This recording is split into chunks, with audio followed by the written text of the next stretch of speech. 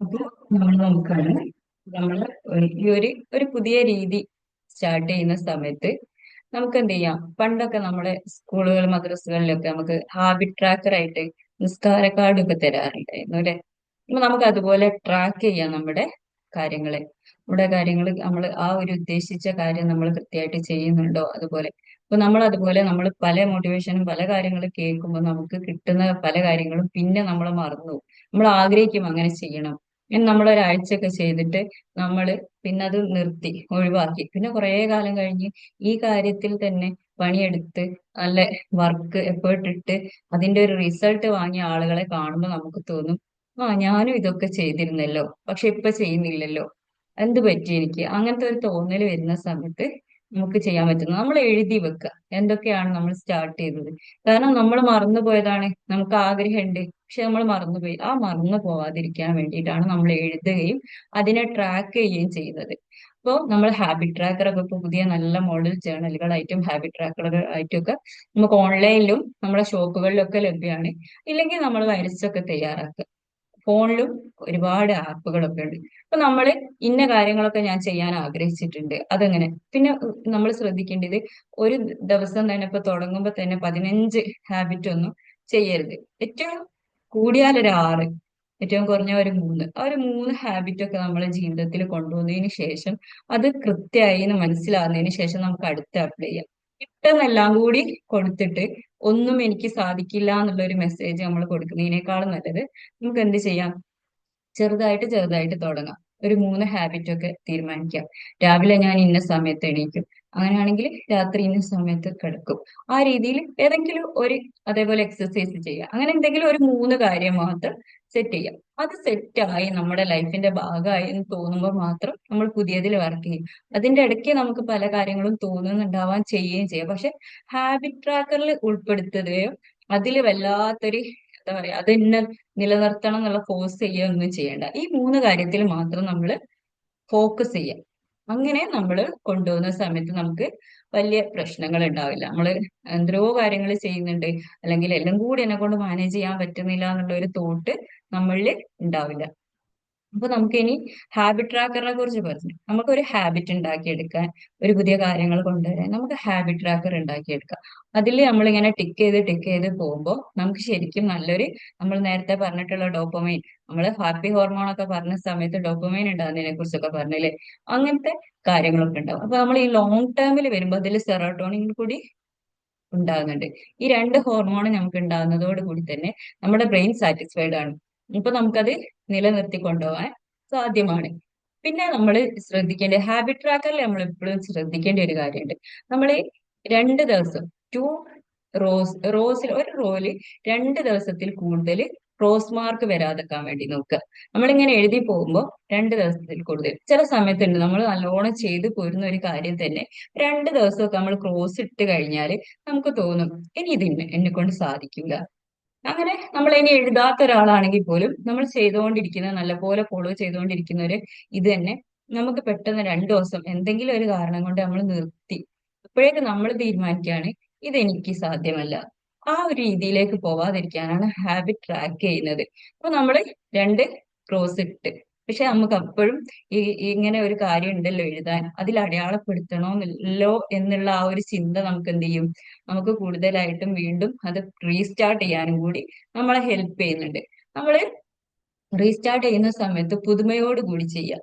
അതും കൂടി നല്ലതാണ്. നമ്മളിപ്പോ ഇത്രയും കാലം ചെയ്ത ഒരു കാര്യം സ്റ്റോപ്പ് ആയിപ്പോയി, 2 ദിവസം സ്റ്റോപ്പ് ആയിപ്പോയി എന്നുള്ള ഒരു ഫീല് കൊടുക്കാതെ നമ്മൾ പുതിയൊരു കാര്യം ചെയ്യുകയാണെന്നൊക്കെയുള്ള ഒരു ഫീല് കൊടുത്താല് നമുക്കൊന്നും കൂടി അത് എഫക്റ്റീവ് ആയിട്ട് കൊണ്ടുവരാൻ പറ്റും. അല്ലാതെ നിർത്തിയ ഒരു കാര്യം ചെയ്യാന്നുള്ള ഒരു ഫീല് കൊടുക്കുമ്പോൾ ചിലപ്പോൾ നമുക്ക് ഒരു ഇൻട്രസ്റ്റ് കുറയാൻ സാധ്യതയുണ്ട്. അപ്പൊ അങ്ങനെ ചെയ്യുമ്പോൾ, ഇങ്ങനെ പോകുമ്പോൾ നമ്മൾ അടയാളപ്പെടുത്തിയത് 2 ദിവസമൊക്കെ മാത്രമാണ് പോയത് എന്നുള്ളത് നമ്മൾ ഒരു മാസത്തിന്റെ എൻഡിൽ കാണുമ്പോൾ നമുക്ക് ഭയങ്കര ഒരു ഫീല് കിട്ടും. ഇതൊക്കെ ഞാൻ ചെയ്യുന്ന കാര്യമാണല്ലോ. അങ്ങനെ വിചാരിക്കുമ്പോൾ നമുക്ക് പുതുതായിട്ട് പുതുതായിട്ട് ഓരോന്ന് ആഡ് ചെയ്യാനും ചെയ്യാനുമുള്ള ഒരു മനസ്സ് ഉണ്ടാക്കിയെടുക്കാൻ പറ്റും. നമ്മൾ ഈ ഹാബിറ്റ് ട്രാക്കർ ഒക്കെ ചെയ്യുന്നുണ്ടെങ്കിലും നമ്മൾ മനസ്സിലാക്കേണ്ട ഒരു കാര്യമുണ്ട്. ഈ ഹാബിറ്റ് എങ്ങനെയാണ് ഫോം ചെയ്യുന്നത്.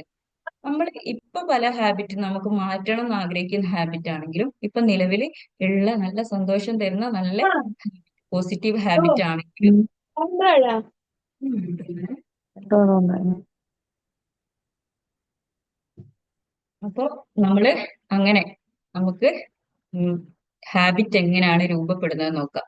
അപ്പൊ നമ്മളില് ഹാബിറ്റ് രൂപപ്പെടുന്നത് നമ്മൾ സ്ഥിരമായിട്ട് ഒരു കാര്യം ചെയ്യുമ്പോൾ ഒരേ സമയത്ത് ഒരേ രീതിയിലൊക്കെ ചെയ്യുന്ന സമയത്ത് ഒരു 21 ദിവസം ആവുന്ന സമയത്ത് അത് നമ്മുടെ ഒരു രീതിയിലേക്ക് എത്തും. അതായത് നമ്മൾ ഇനി പുതിയത് തുടങ്ങുന്ന രീതിയിൽ പറയുകയാണെങ്കിൽ ഇപ്പൊ കഴിഞ്ഞത് പറയുന്നതിനേക്കാളും നമ്മൾ ഒരു പുതിയ ഹാബിറ്റ് ഉണ്ടാക്കുന്നതിനെ കുറിച്ച് പറയുകയാണെങ്കിൽ 21 ദിവസം നമ്മൾ ചെയ്യുക, നമ്മളെ മനസ്സിൽ കൊണ്ടുവരിക ഈ 21 ദിവസം കൃത്യമായിട്ട് ഞാൻ ചെയ്യും. അങ്ങനെ നമ്മൾ ചിന്തിക്കുന്ന സമയത്ത് ഈ 21 ദിവസവും നമുക്ക് എഫേർട്ട് ഇടേണ്ട ഒരു സ്റ്റേജ് ആയിരിക്കും. കാരണം നമ്മൾ തന്നെ കൃത്യമായിട്ട് അതിനെക്കുറിച്ച് ചിന്തിക്കേണ്ടി വരും, അതിന് ടൈം കൊടുക്കേണ്ടി വരും, നമ്മൾ അതിലേക്ക് ഇൻട്രസ്റ്റ് കൊടുക്കേണ്ടി വരും, സ്വന്തമായിട്ട് തന്നെ ഇൻട്രസ്റ്റ് ഉണ്ടാക്കി കൊടുക്കേണ്ടി വരും. അങ്ങനത്തെ ഒരു സ്റ്റേജാണ് ഈ 21 ദിവസം. ഈ 21 ദിവസം കഴിയുന്നതോടുകൂടി ഏകദേശം നമ്മുടെ ഉള്ളിലേക്ക് അതിന്റെ ഒരു ട്രാക്ക് വരും. അതായത് നമ്മുടെ ഉള്ളില് ഒരു ന്യൂറൽ പാത്ത് വേ ക്രിയേറ്റ് ചെയ്യും. അതായത് പണ്ടൊക്കെ ഒരുപാട് പുല്ലൊക്കെ ഉള്ള സ്ഥലങ്ങളിലൂടെ ആളുകൾ നടക്കുന്ന വീതികൾ ചെറിയ ഒരു ലൈനായിട്ട് രൂപപ്പെടുന്നത് കണ്ടിട്ടില്ലേ, പുല്ലുകളൊന്നും മുളയ്ക്കാതെ. അതുപോലെ ചെറിയൊരു പാത്ത് വേ ക്രിയേറ്റ് ചെയ്യും നമ്മുടെ ബ്രെയിനിൽ. ആ ഒരു ഹാബിറ്റുമായിട്ട് ബന്ധപ്പെട്ട ഒരു പാത്ത് വേ, ഒരു ചെറിയൊരു വഴി ഉണ്ടാവും. ആ വഴി നമ്മൾ കൂടുതൽ കൂടുതൽ ചെയ്യുന്നതിനനുസരിച്ച് അതിന്റെ ആ സ്ട്രോങ് കൂടുകയാണ് ചെയ്യുക. അപ്പൊ നമ്മൾ കണ്ടിട്ടില്ലേ, ഒരുപാട് നടന്ന് നടന്ന് നടന്ന് സ്ഥിരമായിട്ട് നടക്കുന്ന സ്ഥലങ്ങളാണെങ്കിൽ അവിടെ തീരെ പുല്ലുണ്ടാവില്ല. പക്ഷെ നമ്മൾ കുറച്ചു കാലം ഇങ്ങനെ നടക്കാതെ ആയി കഴിഞ്ഞാൽ അത് അങ്ങോട്ട് തിരിച്ച് പുല്ലുണ്ടായി വരുന്നതും കാണാം. അപ്പൊ നമ്മൾ സ്ഥിരമായിട്ട് നമ്മൾ തന്നെ അതിനെ നമ്മൾ അങ്ങനെ നിലനിർത്തി കൊണ്ടുപോകുന്നതിലൂടെ നമുക്ക് എന്ത് ചെയ്യാൻ പറ്റും, ആ ഒരു ന്യൂറൽ പാത്വേനെ സ്ട്രോങ് ആക്കാൻ പറ്റും. അങ്ങനെ ആദ്യത്തെ ഒരു 21 ദിവസം കൊണ്ട് നമ്മൾ എഫേർട്ട് ഇട്ട് നമ്മുടെ ലൈഫിന്റെ ഒരു ഭാഗമാക്കാൻ ശ്രമിക്കുകയാണ്. അങ്ങനെയാണെങ്കിൽ അടുത്ത ആ 21 ദിവസത്തിന് ശേഷമുള്ള കാര്യം ചെറിയൊരു ഈസിനെസ് നമുക്ക് ഫീൽ ചെയ്യാൻ വേണ്ടി തുടങ്ങും. ആ ഒരു കാര്യത്തിൽ തന്നെ നമുക്ക് കൂടുതലും ഇത് കൂടുതൽ ആളുകളും ശ്രദ്ധിക്കുന്ന ഒരു കാര്യം രാവിലെ എഴുന്നേൽക്കുന്നത്. നമുക്കൊരു 21 ദിവസമൊക്കെ ചെയ്ത് കഴിഞ്ഞാൽ തന്നെ പിന്നെ നമ്മൾ തന്നെ അറിയാതെ ആ സമയത്ത് ഉണരുന്നതായിട്ട് കാണാം. ഇങ്ങനെ നമ്മള് ഇങ്ങനെ പോയി കഴിഞ്ഞ് 66 ദിവസത്തിലേക്ക് എത്തുമ്പോൾ അത് ഈസി ആയിട്ട് മാറും. ഇപ്പൊ തന്നെ നമുക്ക് 66 ദിവസം 21 ദിവസം കഴിയുമ്പോൾ തന്നെ ചെറിയ ഈസിനെസ് ഫീൽ ചെയ്യാൻ തുടങ്ങും. 66 ദിവസത്തിലേക്ക് എത്തുന്നതോടുകൂടി അത് എക്സ്ട്രാ ഈസി, മൊത്തത്തിൽ അത് നമ്മുടേതാവും. പിന്നെ നമ്മൾ അത് 90 ദിവസത്തിലേക്ക് വരുമ്പോഴേക്ക് ഓട്ടോമാറ്റിക് ആയിട്ട് മാറും. ഓട്ടോ പൈലറ്റ് സിസ്റ്റം രൂപപ്പെടും നമ്മുടെ ബ്രെയിനിൽ. ഓട്ടോ പൈലറ്റ് സിസ്റ്റം രൂപപ്പെടും. അങ്ങനെ നമ്മൾ ഈ 66 ദിവസം കഴിഞ്ഞു കഴിഞ്ഞാല് 90ആയി. 90-ൽ നമ്മൾ ഓട്ടോ പൈലറ്റ് സിസ്റ്റത്തിലേക്ക് മാറി. പിന്നെ ഇത് ശരിക്കും പറയുകയാണെങ്കിൽ 90 മുതലുള്ള ദിവസം നമ്മുടെ ലൈഫിന്റെ ഭാഗമാണ്, അത് നമ്മുടെ ലൈഫ് സ്റ്റൈലായി മാറി. അപ്പൊ 21 ദിവസം മാത്രം നമ്മൾ എഫേർട്ട് ഇടുന്നു, പിന്നെ കുറച്ച് ഈസി ആവുന്നു. അത് 66 ദിവസമൊക്കെ ആകുമ്പോഴേക്ക് നമുക്ക് ഓട്ടോ പൈലറ്റ് സിസ്റ്റത്തിലേക്ക് കയറുന്നു. പിന്നെ അത് ഒരു 90 ദിവസം ആകുന്നതോടുകൂടി അത് നമ്മുടെ ലൈഫിന്റെ ഭാഗമാകുന്നു. ഈ സമയത്ത് നേരത്തെ പറഞ്ഞ കൺസിസ്റ്റൻസി നിങ്ങൾ ശ്രദ്ധിക്കണം. ഇതിന്റെ ഇടയിൽ എപ്പോഴെങ്കിലും ഒന്ന് വിട്ടുപോയി എന്നുള്ളത് നിങ്ങൾക്ക് ഇത് ചെയ്യാൻ പറ്റില്ല എന്നുള്ളതിനുള്ള ഉത്തരമല്ല. എപ്പോഴെങ്കിലും ഒരു കാരണവശാൽ എന്തെങ്കിലും അസുഖം വന്നു, നമ്മുടെ ലൈഫാണല്ലോ, എന്തും വരാം. അപ്പൊ ആ ഒരു കാരണമൊന്നും നമുക്കിത് ചെയ്യാൻ പറ്റില്ല എന്നുള്ളതിനുള്ള തെളിവല്ല. അപ്പൊ പെട്ടെന്ന് എന്തെങ്കിലും ഒരു മിസ്റ്റേക്ക് വന്നു, അല്ലെങ്കിൽ അങ്ങനെ ചെയ്യാൻ പറ്റിയില്ല, ഒരു അസുഖം വന്നു, അതോടുകൂടി എനിക്ക് ഈ ഹാബിറ്റ് എന്റേതല്ല എന്നുള്ള ആ ഒരു രീതിയിലേക്ക് മാറ്റേണ്ട ഒരു ആവശ്യമില്ല. നമുക്കത് പറ്റും. ആ ഒരു രീതിയിലേക്ക് ചിന്തിക്കാം. ഇപ്പോ നമുക്ക് യൂട്യൂബിലൊക്കെ കാണാം 75 ഡേയ്സ് ചലഞ്ച് ഒക്കെ. ഇതൊക്കെ ശരിക്കും നമ്മുടെ ലൈഫിലേക്ക് കൃത്യമായിട്ട് കൊണ്ടുവരാൻ സഹായിക്കുന്നതാണ്. അപ്പോ ആ ഒരു നമ്മള് യൂട്യൂബിലൊക്കെ കാണുമ്പോൾ അട്രാക്റ്റീവ് വീഡിയോസ് ഒക്കെ തരുന്നുണ്ട് അല്ലെ, അതൊക്കെ നമ്മളെ ലൈഫിലേക്ക് ഇത് കൊണ്ടുവരാൻ നമ്മളെങ്ങനെ അട്രാക്റ്റീവ് ആയിട്ട് നമ്മൾ ഇതാക്കുകയാണ്. പിന്നെ നമ്മൾ ഒരുപാട് പേര് ഇതിൽ കമന്റ് ഒക്കെ ചെയ്യും, ഞാനും ചെയ്തു ഞാനും ചെയ്തു. ഇതൊക്കെ കാണുമ്പോൾ നമുക്ക് അതിലേക്ക് ഇൻട്രസ്റ്റ് കൂടുകയാണ്, നമുക്കത് ചെയ്യാൻ പറ്റുകയാണ്. അങ്ങനെ ചെയ്ത് ചെയ്ത് വരുമ്പോൾ എപ്പോഴെങ്കിലും ഒന്ന് നിന്ന് പോകുമ്പോഴേക്ക് ഇല്ല, ഇതെന്നെ കൊണ്ട് സാധ്യമല്ല, അവരൊക്കെ ഓക്കെയാണ്, ഞാൻ ഓക്കെ അല്ല. അങ്ങനത്തെ ഒരു ചിന്തയിലേക്ക് പോകണ്ട. കാരണം നമ്മൾ ഹാബിറ്റ് ട്രാക്ക് ചെയ്യുന്നുണ്ട്. എത്ര ദിവസം ചെയ്തില്ലാന്ന് എത്ര ദിവസം ചെയ്തു എന്നൊക്കെ നമുക്ക് മനസ്സിലാക്കാൻ പറ്റുന്നുണ്ടല്ലോ. അത് ലാസ്റ്റ് നോക്കിയാൽ മതി. ഇപ്പോഴേ ആദ്യം തന്നെ ഒരു ദിവസം വിട്ടു പോകുമ്പോഴേക്ക് ടെൻഷൻ ആവേണ്ട ഒരാവശ്യവുമില്ല. അപ്പൊ നമുക്ക് ഹാബിറ്റ് ഉണ്ടാക്കിയെടുക്കാൻ പറ്റുന്നുള്ള മനസ്സിലായില്ലേ. നമുക്ക് ടെൻഷൻ ആവേണ്ട ആവശ്യമില്ല, കറക്റ്റ് ചെയ്താൽ മതി. ഇനി നമുക്ക് ചെയ്യേണ്ട ഒരു കാര്യമുണ്ട്. നമ്മൾ ഏതൊരു കാര്യത്തിലേക്ക് ഇറങ്ങുമ്പോൾ നമ്മളെ പിന്നോട്ട് വലിക്കുന്ന കുറെ ബിലീഫ് സിസ്റ്റംസ് ഉണ്ട് നമ്മളെ ഉള്ളില്. അതായത് ചെമ്മീൻ ചാടിയ എന്താ മുട്ടോളം പിന്നെയും ചാടിയ ചട്ടിയിൽ, അങ്ങനെയൊക്കെ പറയും. നമ്മൾ പെണ്ണുങ്ങളൊക്കെ പുറത്തിറങ്ങുന്നതിനെ കുറിച്ചും അല്ലെങ്കിൽ അവരുടേതായ കാര്യങ്ങളിലേക്ക് അവർ സ്വന്തമായിട്ട് ഏണിങ്സ് ഉണ്ടാക്കുന്നതിനെ കുറിച്ചൊക്കെ പണ്ട് മുതലേ കേട്ട് വരുന്ന ഒരു ചൊല്ലാണിത്. ചെമ്മീൻ ചാടിയ മുട്ടോളം പിന്നെയും ചാടിയ ചട്ടിയിൽ. അതായത് അവരധികം ഒന്നും ഉയരാൻ പോണില്ല, ഇനി എത്ര കഷ്ടപ്പെട്ടാലും ഉയരാൻ പോണില്ല. പക്ഷെ നമ്മുടെ മുന്നിൽ തന്നെ ഒരുപാട് തെളിവുകളുണ്ട് അല്ലെ, ഒരുപാട് ആളുകളുണ്ട്, ഒരുപാട് നേടിയെടുത്ത പെണ്ണുങ്ങളുണ്ട് നമുക്ക് മുന്നിൽ, സ്ത്രീകളുണ്ട് ഒരുപാട്. ജെസിക്ക ഫോക്സ് എന്നൊക്കെ പറയുന്ന ഒരു വനിത ഉണ്ട്. അവർക്ക് കൈകളില്ല, അവര് വിമാനം പൈലറ്റ് ആയിട്ടാണ് ചെയ്യുന്നത്, വിമാനം പറത്തുന്ന ആളാണ്. അപ്പൊ എന്താണ്, നമുക്ക് സാധിക്കും. നമ്മൾ അങ്ങനത്തെ കുറച്ച് ലിമിറ്റിംഗ് ബിലീഫ്സ് നമ്മുടെ ഉള്ളിൽ കൊണ്ടെടുക്കരുത്. അതുപോലെ കൊക്കിലൊതുങ്ങുന്നതേ കൊത്താവൂ എന്ന് പറയും. അപ്പോ നമ്മൾ പെട്ടെന്ന് നമ്മളെ മനസ്സിലേക്ക് തിരിച്ചൊരു ചിന്ത കൊടുക്കുക, അൺലേൺ ചെയ്യുക. നമ്മൾ ഇത്രയും കാലം പഠിച്ചു വെച്ച പല കാര്യങ്ങളും ശരിയല്ല എന്നുള്ള മനസ്സിലാക്കിയിട്ട് അതിനെ തിരിച്ച് അൺലേൺ ചെയ്യുക. നമ്മൾ ആയിട്ട് പുതിയത് പഠിച്ചു കൊടുക്കുക. നമ്മൾ ആദ്യത്തെ ഓൾഡ് ആയിട്ടുള്ള പാറ്റേൺസിനൊക്കെ ബ്രേക്ക് ചെയ്തിട്ട് പുതുതായിട്ടുള്ള കാര്യങ്ങൾ നമ്മളിലേക്ക്, നമ്മുടെ ബിലീഫ്സിലേക്ക് ആഡ് ചെയ്യുക. കൊക്കിൽ ഒതുങ്ങുന്നതേ കൊത്താവൂ എന്ന് പറയുമ്പോ എന്താ പറയണ്ടേ? എന്റെ കൊക്കിന്റെ അളവ് നിങ്ങൾക്കറിയില്ലല്ലോ. ആ ഒരു രീതിയിലേക്ക് നമ്മുടെ ചിന്ത മാറണം. ഈ പറയുന്ന ആളോട് ഉള്ളിൽ പറഞ്ഞാൽ മതി, നമ്മൾ പുറത്ത് പറയണമെന്നില്ല, പക്ഷെ നമ്മുടെ ഉള്ളിൽ ഉണ്ടാവണം. എന്റെ കൊക്കിന്റെ അളവ് നിങ്ങളാണോ തീരുമാനിക്കുന്നത്? എനിക്ക് എന്താ കൊത്താൻ പറ്റാന്ന് എനിക്കറിയില്ലേ. ആ ഒരു ചിന്ത നമ്മൾ ഉണ്ടാക്കിയെടുക്കുക. അതേപോലെ കാക്ക കുളിച്ചാ കൊക്കാവോ, നമ്മളിപ്പോ ഒന്ന് ഒരുങ്ങി നടക്കേക്കാണെങ്കിൽ കേൾക്കുന്ന അല്ലെ. അപ്പൊ കാക്ക കുളിച്ചാ കൊക്കാവോ എന്ന് കേൾക്കുമ്പോഴേക്ക് ഇനിയിപ്പൊ ഞാൻ കുളിക്കുന്നില്ല എന്ന് തീരുമാനിക്കേണ്ട ആവശ്യമില്ലല്ലോ. നമുക്ക് കുളിക്കാത്ത കൊക്കിനേക്കാൾ നല്ലത് കുളിക്കുന്ന കാക്കയാണ്. അതേപോലെയുള്ള പുതിയ പുതിയ ബിലീഫ് സിസ്റ്റങ്ങള് നമ്മൾ തന്നെ നമ്മളിൽ ഉണ്ടാക്കിയെടുക്കാൻ വേണ്ടിയിട്ട് ശ്രമിക്കുക. പിന്നെ നമുക്ക് ചെയ്യാൻ പറ്റും, ഇത് നമ്മൾ ശരിക്കും ചെയ്യേണ്ട കേട്ടോ. കാരണം നമ്മുടെ ഉള്ളിൽ ഇങ്ങനെ കിടക്കുന്ന കുറെ ബിലീഫ് സിസ്റ്റങ്ങളാണ് നമ്മളൊന്നും ചെയ്യാത്തവരാക്കി മാറ്റുന്നത്. നമ്മളെ മുന്നോട്ട് നയിക്കുന്ന സമയത്ത്, മുന്നോട്ട് പോകുന്ന സമയത്ത് നമ്മളെ പിറകോട്ട് വലിക്കുന്ന ഉള്ളിൽ തന്നെയുള്ള ഇത്തരം ബിലീഫ് സിസ്റ്റങ്ങള് നമ്മളെ ഉള്ളിലുണ്ട്. അത് നമ്മൾ തിരിച്ചറിയാന്നുള്ളതാണ് നമുക്ക് ഏറ്റവും കൂടുതൽ ആവശ്യമായിട്ടുള്ള കാര്യം. പിന്നെ നമുക്ക് ഒരുപാട് എന്തൊക്കെ എന്താ പറയാ മോട്ടിവേഷൻ കേട്ടാലും, ഇതുപോലെ ഹാബിറ്റ് ട്രാക്ക് ചെയ്യണം എന്ന് പറഞ്ഞാലും, അൺലേൺ ചെയ്യണം എന്നൊക്കെ പറഞ്ഞാലും ജീവിതത്തിൽ പ്രശ്നങ്ങൾ വരും എന്നുള്ള ഉറപ്പാണല്ലോ. ഒരുപാട് പ്രശ്നങ്ങൾ വരും, മാനസികമായിട്ടും ശാരീരികമായിട്ടും ഇമോഷണലായിട്ടും. ഇങ്ങനെ പറഞ്ഞ് എല്ലാ ഭാഗത്തും പ്രശ്നങ്ങൾ വരും. ഈ പ്രശ്നങ്ങൾ വരുമ്പോൾ ഏറ്റവും കൂടുതൽ നമുക്ക് ചെയ്യാൻ പറ്റുന്ന ഒരു കാര്യം എന്താന്ന് വെച്ചാൽ, ഇത് പ്രശ്നമാണ് എന്നുള്ള രീതിയിൽ നിൽക്കാതെ, ഇൻ ദ പ്രോബ്ലത്തിൽ നിൽക്കാതെ ഓൺ ദ പ്രോബ്ലത്തിലേക്ക് ആവാൻ വേണ്ടി ശ്രമിക്കുക.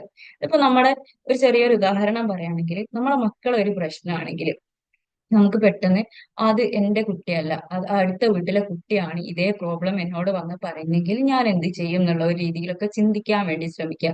ആദ്യത്തിലൊന്നും സാധിച്ചില്ലെങ്കിലും ചെറുതായി നമ്മൾ അപ്ലൈ ചെയ്ത് വരുമ്പോൾ നമുക്കത് സാധ്യമാണ്. നമുക്ക് എപ്പോഴും കാണാം, നമ്മുടെ പ്രശ്നങ്ങളെക്കാളും മറ്റുള്ളവരുടെ പ്രശ്നത്തിന് നമുക്ക് ഉത്തരം പെട്ടെന്ന് കിട്ടും ഇല്ലേ? ആ രീതിയിലേക്ക്, അപ്പൊ ഇൻ ദ പ്രോബ്ലം, നമ്മൾ ആ പ്രോബ്ലത്തിൽ കിടന്ന് കളിക്കുമ്പോൾ ഇമോഷൻ ആണ് കൂടുതലായിട്ട് വർക്ക് ചെയ്യുക. നമ്മുടെ ഇമോഷൻ ഇങ്ങനെ അതിൽ വർക്ക് ചെയ്യും. അപ്പൊ നമുക്ക് എന്റെ കുട്ടി ഇങ്ങനെ ആയല്ലോ, അങ്ങനത്തെ ഒരു ബേജാറിന്റെ ആ ഒരു രീതി ഉണ്ടല്ലോ, നമ്മുടെ ആ ഒരു വറിയിങ് സ്റ്റേറ്റിലേക്ക് നമ്മൾ മാറും. പക്ഷെ നമ്മള് അവര് വേറൊരു കുട്ടിയാണ് അല്ലെങ്കിൽ നമ്മുടേതല്ല എന്നൊക്കെയുള്ള ഒരു ചിന്ത, ഇത് നമ്മൾക്ക് അല്ലാതാക്കാനോ നമ്മൾ അവരെ ഒഴിവാക്കാനോ അല്ല.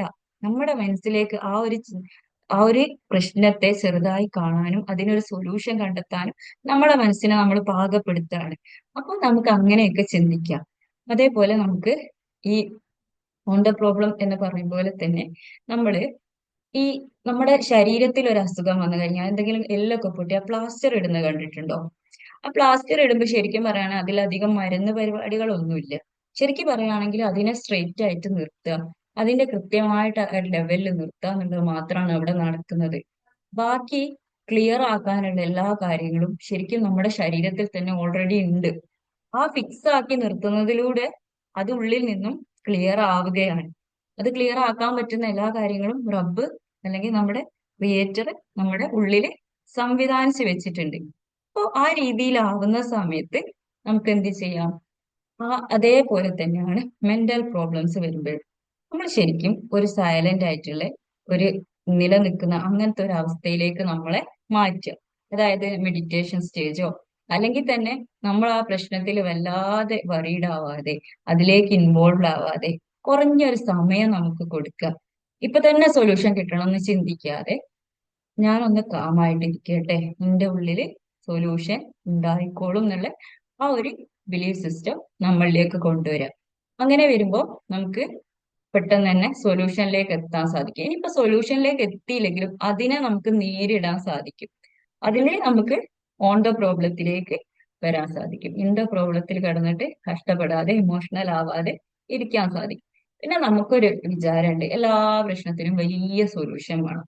ചെറിയ സൊല്യൂഷൻ ആണെങ്കിലും നമുക്ക് പെട്ടെന്ന് തന്നെ സൊല്യൂഷനിലേക്ക് എത്താൻ പറ്റും.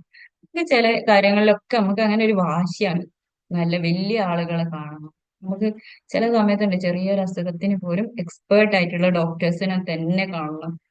അങ്ങനത്തെ ഒക്കെ ഒരു ചിന്ത ഉണ്ടാവും. പക്ഷെ ശരിക്കും നമുക്ക് സൊല്യൂഷൻ കിട്ടിയാൽ പോരെ. അപ്പൊ ആ രീതിയിലൊന്ന് ചിന്തിക്കാൻ വേണ്ടി നമ്മൾ ശ്രമിക്കണം. ഏറ്റവും വലിയ കാര്യം തന്നെ കിട്ടണം, ഏറ്റവും വലിയ ഉത്തരം തന്നെ കിട്ടണം, ആ രീതിയിലുള്ള ചിന്തകളൊക്കെ ഇല്ലാതാക്കുക.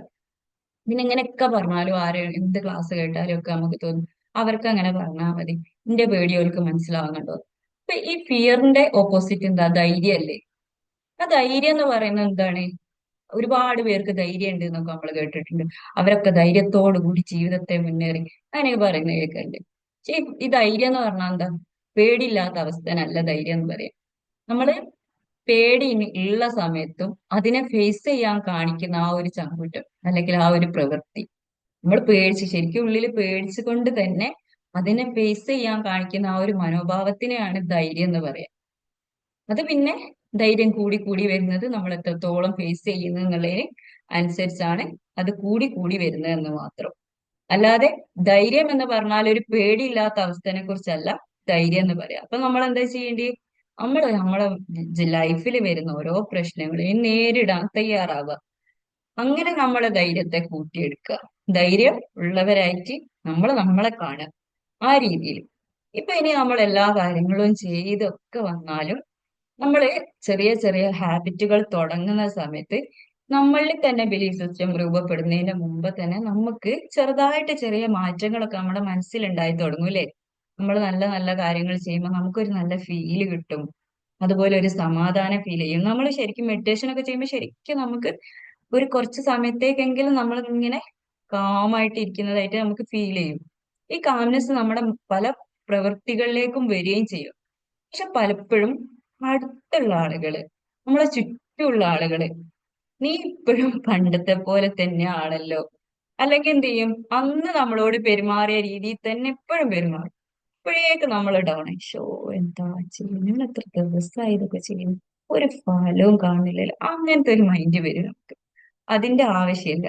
കാരണം നമ്മളുടെ ഉള്ളിൽ തന്നെ ഇത് ചെറുതായിട്ട് ആ പാത്വേ ന്യൂറൽ പാത്വേ ചെറുതായിട്ട് രൂപപ്പെട്ട് വരുന്നേ ഉള്ളൂ. നമുക്ക് തന്നെ അത് ഫീൽ ചെയ്ത് തുടങ്ങിയിട്ടേ ഉള്ളൂ. ഇതിപ്പോ പുറത്തേക്ക് പെട്ടെന്നൊന്നും ഫീൽ ചെയ്യൂല. അവര് നമ്മളെ അറിയുന്നേ ഉള്ളൂ. അവര് നമ്മളെ അറിയാനുള്ള സ്റ്റേജിലേക്ക് എത്തുന്നേ ഉള്ളൂ. നമ്മൾ തന്നെ ചിലപ്പോ ഇങ്ങനെ പോയിക്കൊണ്ടിരിക്കുമ്പോഴേക്ക് പെട്ടെന്ന് നിർത്തുന്നത്. അതൊക്കെ എന്താണ്? നമ്മുടെ ഉള്ളിലുള്ള ആ പാത്വേ ഇങ്ങനെ ക്രിയേറ്റ് ചെയ്ത് വരുന്നേ ഉള്ളൂ. അപ്പൊ എന്ത് ചെയ്യാ? നിങ്ങളൊരു കാര്യം തുടങ്ങുമ്പോൾ, പുതിയ ഹാബിറ്റ് തുടങ്ങുമ്പോൾ വിചാരിക്കണം, ഇത് എന്നിൽ മാത്രമാണ് മാറ്റം വന്നിരിക്കുന്നത്, പുറമേയുള്ള ആളുകളിലേക്ക് എത്തുന്നേ ഉള്ളൂ എന്നുള്ള ആ ഒരു ബിലീവ് നമ്മളിൽ ഉണ്ടായിരിക്കണം. അപ്പൊ എന്താണ്?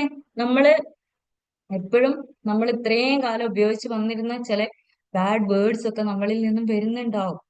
പക്ഷെ നമ്മൾ ആഗ്രഹിക്കുന്നുണ്ട്, നമ്മളെ മൈൻഡ് സിസ്റ്റം ഒക്കെ മാറിയിട്ടുണ്ട്. ഈ ബാഡ് വേർഡ്സിനൊന്നും പറ്റുന്ന രീതിയിലുള്ള മനസ്സല്ല ഇപ്പൊ നമുക്കുള്ളത്. പക്ഷെ നമ്മൾ എന്താണ്, ആദ്യേ ഉപയോഗിച്ച് പോകുന്ന ഒരു രീതിയുടെ, നമ്മൾ ആദ്യത്തെ നമ്മൾ പറഞ്ഞല്ലോ, ഇത് പാത്വേ ക്രിയേറ്റ് ചെയ്ത് എന്നോ ക്രിയേറ്റ് ചെയ്ത വലിയൊരു പാത്വേ അവിടെ ഉണ്ട്. അതിലൂടെ നമ്മൾ പോവാതെ പോവാതെ പോവാതെ പോവാതെ വന്നിട്ട് അതിനെ മാറ്റെടുക്കണം. പക്ഷെ അതിന്റെ ഇടയ്ക്ക് നമ്മൾ ഇപ്പുറത്ത് പുതിയ നല്ലൊന്ന് ക്രിയേറ്റ് ചെയ്ത് വരുന്നുണ്ട്. പക്ഷെ ഇതിന്റെ രണ്ടിന്റെ ഇടയിൽ നിൽക്കുന്ന ഒരു സമയത്ത് നമ്മളെ മറ്റുള്ളവർ ജഡ്ജ് ചെയ്തുകൊണ്ടേയിരിക്കും. കാരണം അവർക്ക് മനസ്സിലാവുന്നില്ല നമ്മുടെ ഉള്ളില് പുതിയതായിട്ട് ഒരാൾ ഉണ്ടായി വരുന്നുണ്ട്, പുതിയതായിട്ട് ഒരാൾ രൂപപ്പെട്ട് വരുന്നുണ്ട് എന്നുള്ളത്. പക്ഷെ നമ്മുടെ ആദ്യത്തെ ഓൾഡ് സെൽഫിനെ മാത്രമാണ് എല്ലാവരും കണ്ടുകൊണ്ടിരിക്കുന്നതും. അതുകൊണ്ട് എപ്പോഴും നമ്മൾ അനുഭവപ്പെടുന്ന ഒരു കാര്യമാണ്, നമ്മളൊരു നന്മയിലേക്ക് ഇറങ്ങുമ്പോൾ, നല്ല കാര്യങ്ങൾ ചെയ്തു തുടങ്ങും, നമ്മളെ പുറത്തുള്ളവർ ഇപ്പോഴും നമ്മളെ പണ്ടത്തെ ആ രൂപം തന്നെയാണ് കാണുന്നത്, പണ്ടത്തെ രീതിയിൽ തന്നെയാണ് പെരുമാറുന്നത്. അതിലൊരിക്കലും നിരാശപ്പെടേണ്ടതില്ല. നമുക്ക് 21 ദിവസമല്ല, 66 ദിവസമല്ല, 90 ദിവസം ആവശ്യമുണ്ട് അത് ലൈഫിന്റെ ഭാഗമാവാൻ. ഈ ലൈഫിന്റെ ഭാഗമായതിനു ശേഷവും നമ്മളിൽ നിന്നും പ്രൊജക്ട് ചെയ്തിട്ട് അവർക്ക് കിട്ടിയിട്ട് അവർക്ക് ഫീൽ ചെയ്യാനും സമയമെടുക്കും. ആ ഒരു കാര്യം നമ്മൾ അക്സെപ്റ്റ് ചെയ്യാം. അവര് എപ്പോഴാണോ എന്നെ അംഗീകരിക്കുന്നത്, ഇനി എല്ലാം ചെയ്തു കഴിഞ്ഞാലും ചിലപ്പോ അംഗീകരിക്കാത്തവരും ഉണ്ടാവാം. മാവുള്ള കൊമ്പില് കല്ലെറിയൂന്ന് കേട്ടിട്ടില്ല. അപ്പൊ നമുക്ക് നന്മ ഉണ്ടാവുമ്പോ കല്ലെറിഞ്ഞുകൊണ്ടിരിക്കാനും ആളുകൾ ഉണ്ടാകും. അപ്പൊ അതൊന്നും ടെൻഷനിലേക്ക് കൊണ്ടുവരേണ്ട ആവശ്യമില്ല. പുതിയ പുതിയ ക്ലാസ്സുകൾ കേൾക്കുമ്പോൾ, പുതിയ പുതിയ അറിവുകൾ കിട്ടുമ്പോൾ ലൈഫിലേക്ക് കൊണ്ടുവരാൻ ശ്രമിക്കുക. ചെറുതായി ചെറുതായി കൊണ്ടുവരിക. ആദ്യം ഒരു 3 4 കാര്യങ്ങൾ കൊണ്ടുവരിക. അതെന്റെ ലൈഫിന്റെ ഭാഗമായി തോന്നുമ്പോൾ അടുത്ത 3 കാര്യങ്ങളിലേക്ക് കണ്ടെത്തുക, കൊണ്ടുവരിക, പുതുമകൾ സൃഷ്ടിക്കുക. നമ്മൾ ഓരോ ഹാബിറ്റും തന്നെ വായിക്കാന്നൊക്കെ പറയുന്ന ഒരു ഹാബിറ്റ് എടുക്കുകയാണെങ്കിൽ പുതിയതായിട്ട് മോഡലായിട്ടുള്ള ബുക്കുകളൊക്കെ സെലക്ട് ചെയ്യാൻ വേണ്ടി ശ്രമിക്കുക. ഒരേ പാറ്റേൺ, ഒരേ മോഡൽ, ഒരേ രീതി, അതൊന്നും അല്ലാതെ എക്സസൈസ് ഒക്കെ ചെയ്യുകയാണെങ്കിൽ, നടക്കാനൊക്കെ പോവുകയാണെങ്കിൽ, ഇന്ന് നടന്ന വഴി അല്ലെ ഒരു 10 ദിവസം ഒരു വഴിക്ക് നടന്ന വേറെ 10 ദിവസം അടുത്ത വഴി, ആ രീതിയിലൊക്കെ ചിന്തിച്ച് ആ മൊത്തത്തിലുള്ള പാറ്റേൺ ഒഴിവാക്കാതെ, മൊത്തത്തിലുള്ള ബിഹേവിയർ ഒഴിവാക്കാതെ പുതുമകൾ കണ്ടെത്തി അതിനെ നിലനിർത്തിക്കൊണ്ടുവരിക.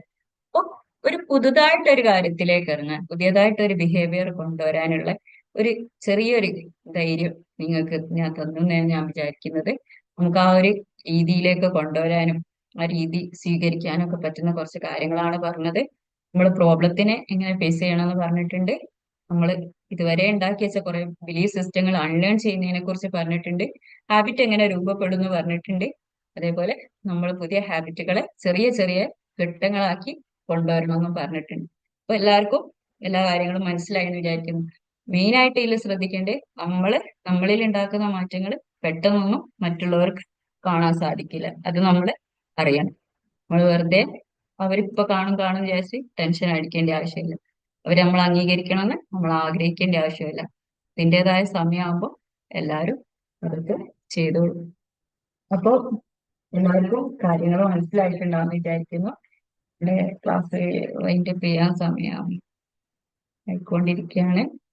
അപ്പൊ ഇന്ന് ഫാത്തിമ മാം ഫ്ലോറിലുണ്ടോ? ഹലോ, ഇല്ലാന്ന് തോന്നുന്നുണ്ട്. അപ്പോ മാമിന് പുതിയൊരു കോഴ്സ് രൂപപ്പെടുത്തിയിട്ടുണ്ട്. അതിലേക്ക് ജോയിൻ ചെയ്യാൻ താല്പര്യമുള്ള ആളുകൾ വരിക. നമ്മള് ആ, രാവിലെ അസ്മാഉൽ ഹുസ്ന ക്ലാസ് വെക്കുന്നുണ്ട്. അതിൽ ഒരുപാട് പേര് ജോയിൻ ചെയ്യുന്നുണ്ട്. വളരെ സന്തോഷമുണ്ട്. അത് കണ്ടതുകൊണ്ടാണ് നമ്മളെ നോമ്പിന്റെ ആ ഒരു ടൈം ആകുമ്പോഴേക്ക് സ്പിരിച്വൽ ആയിട്ട് നമ്മുടെ ഗ്രോത്തിന് പറ്റുന്ന കുറച്ച് കാര്യങ്ങൾ ഉൾപ്പെടുത്തുന്ന ഒരു വർക്ക്ഷോപ്പാണത്. അതിലേക്ക് ജോയിൻ ചെയ്യാം. പിന്നെ ഏകദേശം നമ്മുടെ ക്ലാസ് കട്ടാവാനുള്ള ടൈമൊക്കെ ആയിട്ടുണ്ട്.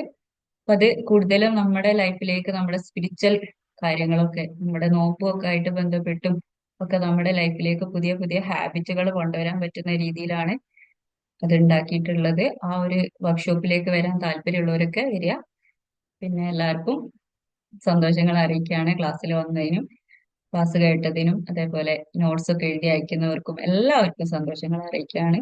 നമ്മുടെ ഒരു പുതിയ ഹാബിറ്റ് ഉണ്ടാക്കാൻ എൻ്റെ ഈ ഒരു ക്ലാസ് നിങ്ങൾക്ക് ഒരു ഹെൽപ്പ് ആവുന്നുള്ള വിശ്വാസത്തോടു കൂടി ക്ലാസ് വൈൻഡപ്പ് ചെയ്യാണ്. അസ്സലാമു അലൈക്കും വറഹ്മത്തുള്ളാഹി വബറകാതുഹു.